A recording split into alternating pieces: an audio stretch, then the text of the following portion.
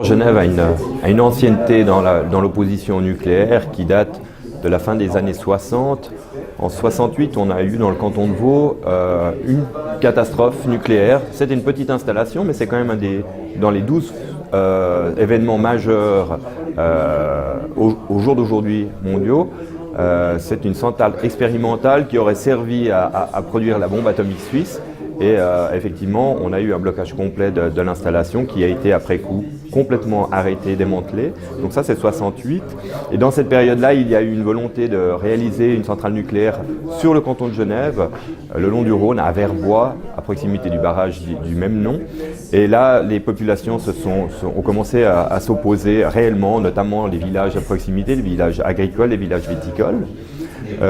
Par la suite, le mouvement est monté à partir du début des années 70, le mouvement est monté en puissance et nous avons voté une initiative constitutionnelle au niveau du canton de Genève en 86 qui a donné obligation à l'État de s'opposer à la réalisation ou l'exploitation de centrales nucléaires à proximité, sur le territoire et à proximité du canton de Genève.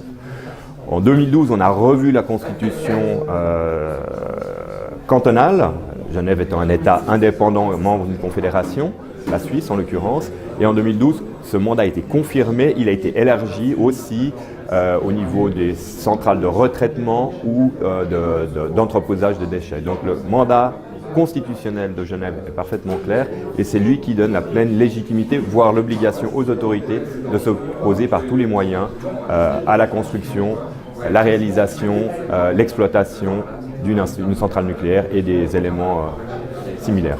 Alors Genève, c'est un canton qui a son opérateur principal, les services industriels à Genève, les SIG, et effectivement, au jour d'aujourd'hui, il reste une toute petite production électrique qui est une centrale à gaz qui est au Luxembourg, et à l'horizon 2017, nous n'aurons plus du tout de production. Dans le mix énergétique, nous n'aurons plus du tout d'énergie ni nucléaire ni fossile, donc ce sont totalement une énergie renouvelable pour l'alimentation électrique de Genève.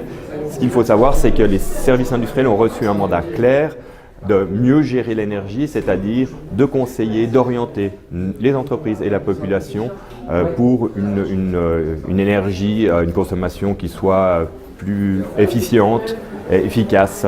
Donc on a réussi ces 10 dernières années à ne pas augmenter notre consommation d'énergie alors que la population a passablement augmenté. Donc c'est quand même une mission particulière qui était donnée dans le mandat d'exploitation aux services industriels.